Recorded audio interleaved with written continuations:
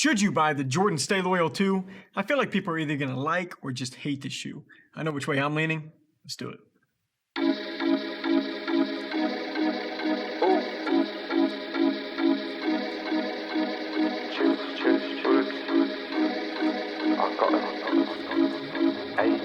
Got you tulips in a twist.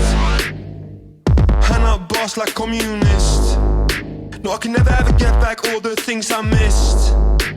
But I'm that man that think you got the gist.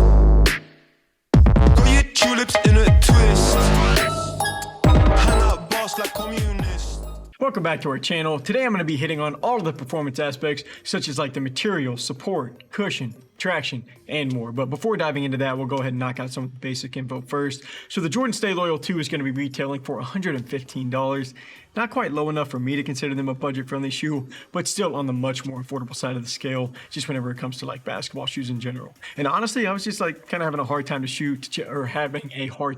finding a shoe to check out this week, and I just ended up going with these. I didn't even get to play in the Stay Loyal ones, but if the pictures do them justice, it's about the exact same design almost. They didn't switch up much, and I think these honestly like have a really retro look, but I do guess that's like kind of what the whole, I guess that's what they were going for, like supposed to have some details to kind of recall like decades of different shoes that MJ's played in during his career for this like Stay Loyal model. But I mean, if you see the shoes they're going for here, let me know, because I don't really see it. But on the side of the upper, you're going to see more of that like patent or glossy look with some flight text kind of etched in there. And then on the outsole, like I think it's cool how like that outsole and traction pattern really just comes up the side of the shoe and extends up and through the midsole, and not a lot of shoes do that, but honestly I think it makes these look pretty clean. And then you're gonna have that 23 patch near the toe box. That's pretty cool too. Not a lot going on the front though. You're just gonna have that Jumpman logo on the tongue. It's kind of tough to see in this bread colorway, but it is there. Then on the heel, I think that looks pretty sweet. Like the traction pattern is gonna wrap up again, and speaking of again, more Jumpman logos and the number 23 on the heel. So you can't miss the Jordan branding on these bad boys. Finally though, I think we've covered enough for the front half of the review. Now let's see how they hold up on the court. So now looking at more of the tech specs and the performance side, and starting off with the cushioning, these are going to have some Nike Air technology that is meant to absorb impact for cushioning with every step. That's just kind of the info that Nike gives us, and you can visibly see those Air Max units through the midsole, like on the back half of the shoe, and you can also visibly read that it's going to be marked out on the midsole with that Air Max text going on too. And that's going to be similar to like, I want to say the LeBron Witness line and the Air Max Impact line. I think they're both using that type of like cushioning, and generally, I mean, this cushioning setup usually plays pretty soft for me. It's just not as much here. Like the Jordan Stay Loyal 2 is going to give you a more responsive feel. You don't get a lot of underfoot padding. And since we're dealing with Nike tech, this shoe is going to play more similar to like, you know, the Kyrie Flytrap 6 or the Giannis Immortality 2. But the surrounding cushioning does feel better on this model though. Just by a little bit, not by a ton. But I mean, the padding it's just not super deep anywhere. But using our durometer to check out the midsole, these were actually reading at a 43, which is going to be more firm than the average shoe. And you know, that doesn't always correlate to how they feel on the court, but here it just happens to. So still not like a super uncomfortable model. You just can't really call cushioning the highlight on this shoe. So now getting into more of the materials and the support, the upper is going to be kind of broken up into two different feels on this model. So you're going to have like a knit mesh toe area that is going to help with the airflow. And that's a little bit more important on the Jordan Stay Loyal 2, just because most of the rest of the shoe is going to be kind of closed off. You're going to have some leather overlays covering this model, but like the patent leather is going to be tied in there too. And after taking a little bit of a jab at this shoe for cushioning, the materials honestly feel pretty quality. And you know, at $115, you're not going to, you can't really expect a ton, but the leather feels nice. And you know, the first time I picked these up, I thought these might be in danger of being a super heavy model.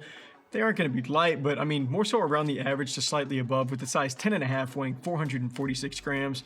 But I will say, this is more of a mid-top shoe, so I mean, that number just really isn't concerning at all. But moving on to the support, I mean, I'd say that's probably the spot that these thrive the most. If you look at the lacing system, the laces all feed through that leather overlay near the toe box with that, kind of that patent leather setup too. And tightening the laces pretty much is just going to take away all the movement that your foot could kind of experience down there. So, no heel slip. The upper holds up firm too, so pretty solid for these categories.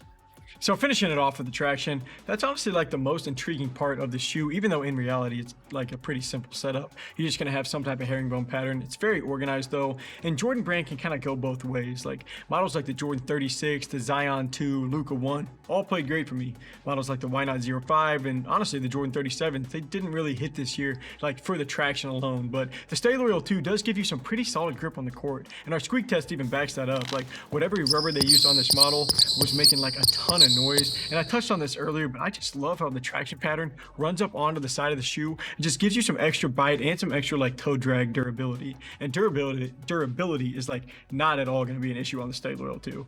This is one of the more compact shoes that like feeling shoes that I've played in personally. So I am a little bit worried about how the cushioning might do outdoors on like an outdoor court, but I'm definitely not worried at all about how these like would hold up. I mean, the grooves are like more than tough enough to last for a long time outside. But finishing off the set with the traction, I went true to size, and you know, this is one of those trickier fits. They run a little bit long with like just over a thumb's width left over, but it's also going to be slightly narrow fit too. So if you go a half size down, I mean, just make sure that you're not going to end up squeezing your foot from the inside. You know, I mean, that's not an issue that you'd want to have. But overall, I mean, I always enjoy, you know, checking out new models and like different lines.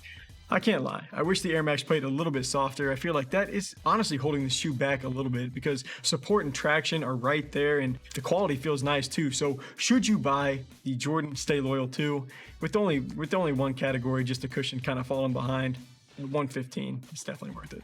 Thank you guys for taking some time to watch. Feel free to throw us a follow or a sub if you like this video. And if you're interested in buying these shoes and you want to support our channel, just click the link here on screen. We have links down below or in our bio, so feel free to check that out. But until next review, I'm Landon from Shoewear. Peace.